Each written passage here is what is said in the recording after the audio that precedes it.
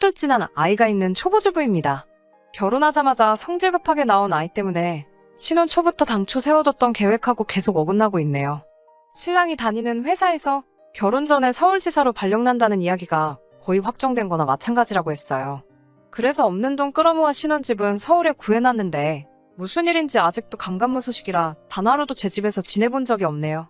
그래서 아직 신랑은 다니던 회사를 그대로 다니고 있어요.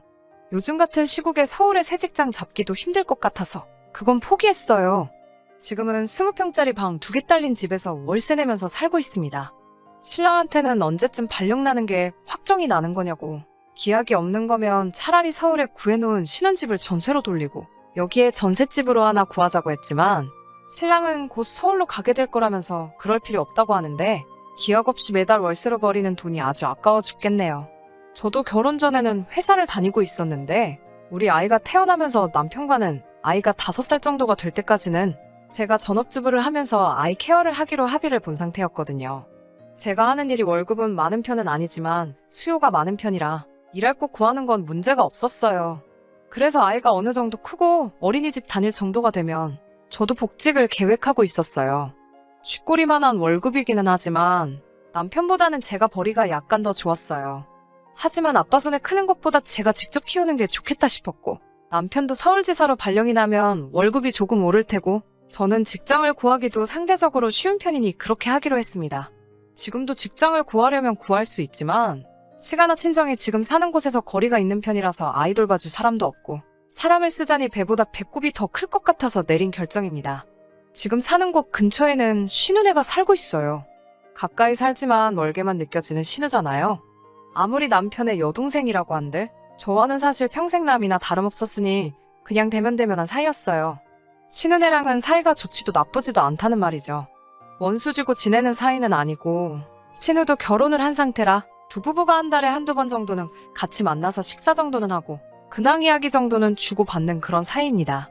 신우는 당시 출산을 4개월 앞두고 있었고 직장을 계속 다니며 돈을 벌고 있었어요. 그날도 넷이서 같이 만나 저녁 식사를 하는 날이었는데 대화를 나누다가 신우의 산후조리에 관해서 대화를 나누기 시작했습니다. 제가 결정하기는 했지만 저는 아직 직장을 포기하고 전업주부가 된 사실에 미련이 조금 남아있었거든요.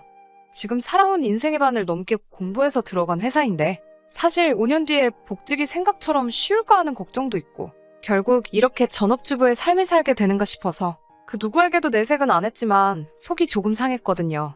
신우도 저와 같은 입장일 테니 그냥 어떻게 생각하고 있는지 앞으로의 계획은 어떠한지 정말 걱정해주는 마음으로 물어본 말이었어요. 산후조리원 다닐 거고 3개월 육아휴직을 내겠다고 하더라고요. 그 말에 제가 대번에 아이는 어쩌고 복직할 생각을 하냐고 물어봤지요. 지방 중소도시에 있는 코딱지만한 회사 다니면서 신우는 회사에 대한 자부심이 대단한 건지 자기애가 강한 건지 그 회사는 자기가 없으면 돌아가지 않는다고 말하면서 육아휴직이 끝나면 바로 복직을 해야 한다고 하더라고요. 그래서 애는 어쩌고 복직이냐고 물어봤더니 마치 그 말이 제 입에서 나오기를 기다렸다는 듯이 저에게 대답하더군요. 언니, 그래서 말인데 어차피 애 보는 김에 우리 애도 봐줄 수 있어요? 라고요. 그런 걸 물어볼 거라고는 생각도 못했기 때문에 당연히 농담이겠거니 싶어서 우리 애 보는 데만도 허리가 부러질 지경이라고 농담하지 말라며 손사래를 쳤더니 저한테 잘 생각해보라고 하면서 말도 안 되는 소리를 늘어놓더라고요. 지네 아이가 태어나면 우리 아이한테 동생이 생긴 거나 마찬가지니 같이 키우면 아이한테 책임감도 생기고 정서적으로 좋지 않겠냐고 말하길래 이제 첫돌박진한 애한테 무슨 책임감이냐고 말도 안 되는 소리 하지 말라고 하고 애는 봐줄 생각 없다고 딱 잘라 대답했죠. 그 와중에 신랑은 아무 말도 없이 빈밥 그릇을 긁어가면서 밥 먹는 척을 하고 있길래 테이블 아래로 다리를 툭 쳐가지고 같이 편 좀 들어달라는 식으로 신호를 줬는데 아무것도 모르는 척 탄척만 피고 있었어요. 신우 남편도 그렇고 우리 신랑 하고 있는 꼬라지를 보아하니 이미 저 빼놓고 셋이서 벌써 이야기를 끝낸 것 같다는 느낌이 들더라고요. 꿀먹은 벙어리 마냥 아무 말도 못하는 우리 신랑과는 다르게 신우 남편이 난데없이 신우 편을 들면서 3개월이면 100일도 안 지난 아이인데 어떻게 어린이집에 맡길 수 있겠어요? 하면서 거들더군요. 그래서 제가 서방님, 저는 어떻게 믿고 100일도 안 지난 아이를 맡기세요? 라고 되물었더니 저는 가족이라서 괜찮다고 하더라고요. 그러면서 기분 좋으라는 식으로 입에 발린 칭찬을 하면서 저를 회유하기 시작했어요. 언니라면 믿고 맡길 수 있다. 언니같이 배운 여자가 아이를 돌봐주면 아이 정서에도 좋을 것 같다. 뭐 이런 식으로 설득하듯이 자꾸 강요를 하길래 돈 줄 것도 아니면서 자꾸 무리한 부탁을 하냐고 한마디 했습니다. 예상한 대로 제 말에는 두 사람이 동시에 가족끼리 무슨 돈이냐며 펄쩍 뛰더라고요. 그래서 애는 공짜로 키우냐고, 분이며 기적이며 돈 들어갈 게 투성인데 무슨 부탁을 그런 식으로 하느냐고 한마디 했습니다. 그 말에 잠깐 둘이서 아무 말도 없다가 신우가 그러면 양육수당 한 달에 20만 원 들어온다며 그거 전부 드리면 되겠네요 하면서 잘됐다고 결론 났다는 식으로 기뻐하더라고요. 제 의사는 생각하지도 않고 계속해서 아나무인으로 나오는 모습에 저도 점점 화가 나기 시작하더라고요. 제가 돈이 10만 원이 아쉬워서 돈 이야기를 꺼낸 것 같냐고. 아무리 가족끼리라지만 아무런 대가 없이 신은혜도 그렇게 부탁하는 거 아니냐고 딱 잘라 말했습니다. 돈 달래서 돈도 드리는데 왜 싫은 거냐고 하면서 어린이집에 아이 맡겼다가 잘못되면 어떡할 거냐면서 혹시나 잘못되면 저보고 책임질 거냐고 뭐라뭐라 하더라고요. 창과 방패도 아니고 이대로 가다간 하루가 지나도 대화가 끝날 것 같지 않아서 이건 나중에 다시 이야기하자고 하고 자리를 정리하고 집으로 돌아왔어요. 집에 도착했는데도 화가 풀리지 않더라고요. 그 와중에 몹시 심기가 불편해 보이는 제 눈치만 살살 보고 있는 신랑이 눈에 거슬려서 불러세워 물어봤어요. 나 모르게 벌써 너네들끼리 얘기 끝내는 거지? 하고 신랑을 슬쩍 떠봤지요. 우물쭈물하면서 말을 잇지 못하는 신랑의 모습을 보니 그날 오고 간 대화가 제 생각대로 셋이서 벌써 북치고 장구치고 다 해놓은 것 같더라고요. 그걸 왜 네 맘대로 정하냐고 따따따 잔소리를 하고 있으니 신랑이 듣기만 하다가 저한테 짜증을 확 내더군요.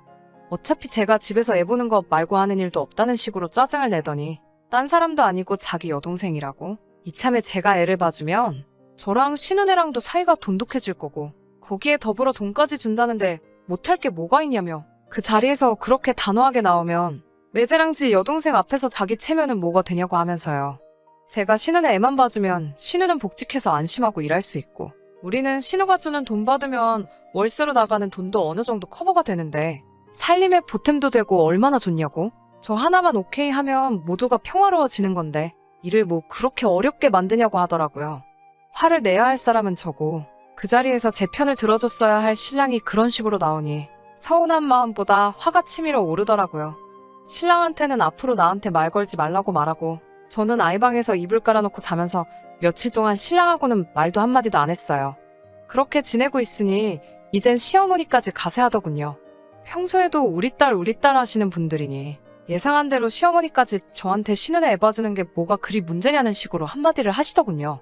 이제 저도 참을 만큼 참았고 시어머니까지 가세한 그 시점에 가만히 있을 이유가 없었어요. 친정엄마한테 이 사실을 말하고 그 길로 아이를 데리고 나와서 비어있는 서울 신혼집으로 향했습니다. 당연히 집에서는 아이랑 제가 짐 싸들고 없어졌으니 한바탕 난리가 났죠. 남편이 어디냐고 문자 보내고 전화하는 거 전부 싹 다 무시했습니다. 그러고 있으니 조금 있어서 시어머니한테 전화가 오더라고요. 전화를 받으니 격양된 목소리로 다짜고짜 저한테 화부터 내시더라고요. 가족끼리 힘든 부탁 한 것도 아니고 듣자 하니 우리 딸이 돈까지 주기로 했다던데? 너는 뭐가 그렇게 불만이 많아서 부득불리를 키워가지고 이 사단을 만드냐고 한 소리 하시더라고요. 옆에서 통화를 듣고 계시던 친정엄마가 전화기를 뺏어서 한마디 하셨습니다. 이건 이제 집안끼리의 문제니 엄마도 가만히 있을 수 없었다고 먼저 양해를 구하셨어요. 우리 딸이 사돈댁 핏줄 돌봐주는 보모로 보는 게 아닌 이상 신은혜 애 키우라는 말은 나올 수 없는 말이라며 역정을 내셨습니다. 보모는 돈이라도 받지 어디서 지금 우리 집 귀한 딸을 종년 취급하냐고. 박서방도 지 자식 하루 종일 보는 것도 아니면서 그러는 거 아니라고. 시어머니한테는 자식 키워보신 분들이 어찌 그런 말을 그리 쉽게 하냐고 말을 계속 이어가셨어요. 시어머니는 친정엄마의 말에 한마디도 대꾸하지 못하고 아무런 대답을 듣지는 못했지만 결국 전화를 끊으셨습니다. 그리고 얼마 안 있어서 남편에게 다시 전화가 오더라고요. 당연히 사과하려고 전화한 줄 알았죠. 그런데 신랑은 저에게 장모님까지 끌어들여서 일을 왜 이렇게 키우냐고 신은혜 애 보는 것에 대해서는 한마디도 하지 않고 넷이서 다시 조율해보자면서 당장 집으로 들어오라고 하더군요. 엄마가 전화기를 뺏어서 한마디를 하시려고 하시기에 남편한테는 제가 말하겠다고 하고 전화기를 꽉 쥐었습니다. 사실 아직 회사는 구하지 못했지만 신랑에게 이미 저는 회사를 구한 상태라고 말했습니다.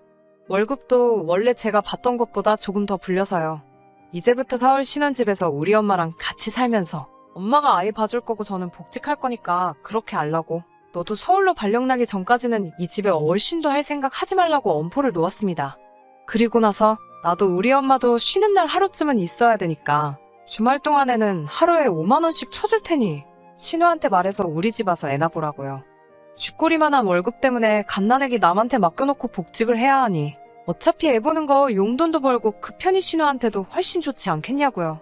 전화기 넘어 신랑은 저에게 화를 내고 싶은 듯 보였지만 친정엄마가 옆에 떡하니 계시니 하고 싶은 말도 하지 못하고 씩씩대고만 있는데 그 꼴을 보니 속이 후련하더라고요. 그러고부터 한 달이 지나서 지금이에요. 쉽다고 생각했던 복직은 생각보다 어려워서 아직 직장을 구한 상태는 아니지만 신랑 쪽은 아직 그 사실을 모르고 있습니다. 그건 그렇다 쳐도 한 달이 넘어가는 이 상황에 신랑도 시모도 따로 저에게 연락도 없는 데다가 서울 신혼집에 코빼기도 비추지 않는다는 점이 너무 실망스럽네요. 엄마는 집 문제는 빚을 내든지 해서 어떻게든 해결해 줄 테니 걱정하지 말라고 하고 이런 식으로 나오면 이혼까지도 생각해보는 게 어떠냐고 말하시고 있어요. 돈이야 제가 벌 능력이 되니 두 분이서 아예 이 집에서 같이 살면서 도와주신다고요. 아빠 없이 자랄 우리 아이한테는 미안하지만 지금 이 상황에 엄마의 말이 틀린 말은 아니라고 생각하고요. 출산을 앞두고 있는 신혼에는 궁금하지도 않네요. 가끔은 제가 너무했다는 생각이 들 때도 있긴 하지만 아무튼 이건 제가 만든 상황이 아니고 지들이 자초한 일이니까요. 후기 보냅니다. 사연 보낸 지도 벌써 2개월이 훌쩍 지나가 버렸네요. 그간 여러분들이 달아주신 의견 보면서 고민 많이 했습니다. 저는 사실 아직도 이혼까지 생각해본 적 없었습니다. 댓글 남겨주신 여러분들께서는 사정 봐줄 게 뭐 있냐고? 그냥 이혼하라는 의견이 지배적이었지만 사실 아빠 없이 자랄 아이한테 제가 순간에 화를 이기지 못해 평생 지우지 못할 상처를 주는 게 아닐까 하는 생각이 들었거든요. 현재 저는 새 직장을 구해서 다니고 있습니다. 남편한테 공헌한 만큼 돈을 더 주는 회사는 아니지만 그래도 남편이 지금 벌고 있는 돈보다는 꽤 많은 돈 받으며 일하고 있어요. 제가 자리 잡으면 남편이 반성을 해서라도 신혼집으로 기어 들어올 줄 알았지만 그렇지 않았습니다. 결국 이혼하기로 결심했습니다.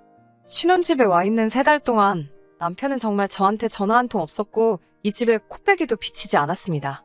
얼마 전이 신우 출산일이었어요. 신랑이 신우 태어난 아이 사진을 저에게 카카오톡으로 보내주더라고요.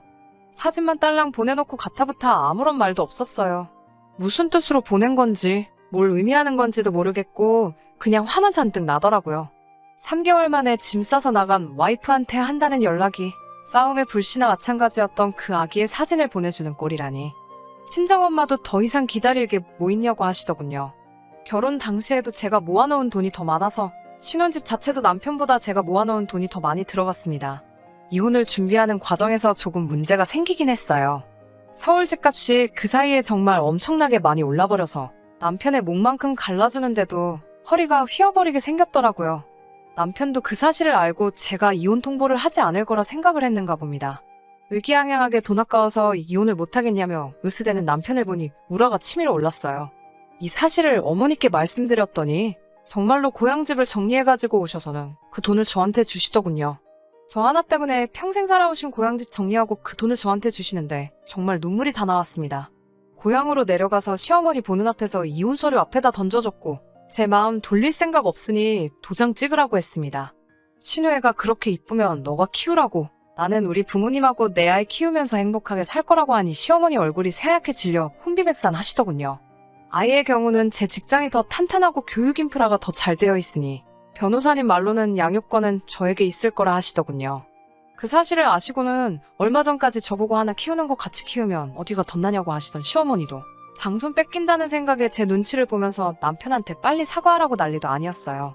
진작에 이렇게 했어야 하는 것을 3개월이나 시간을 끌었다는 게 정말 스스로가 다 한심하네요. 좋은 의견 나눠주신 여러분들께 우선적으로 감사의 말씀을 드리고 싶습니다. 신우 애 키워주며 식모살이하는 결혼 생활보다 부모님하고 새로운 삶의 터전에서 아이와 함께 살아가는 행복한 이혼녀가 되는 게 훨씬 낫겠네요. 앞으로 저희 가족들한테 행복한 일만 가득하면 좋겠습니다. 의견 나눠주신 분들께 다시 한번 감사의 말씀 드리겠습니다.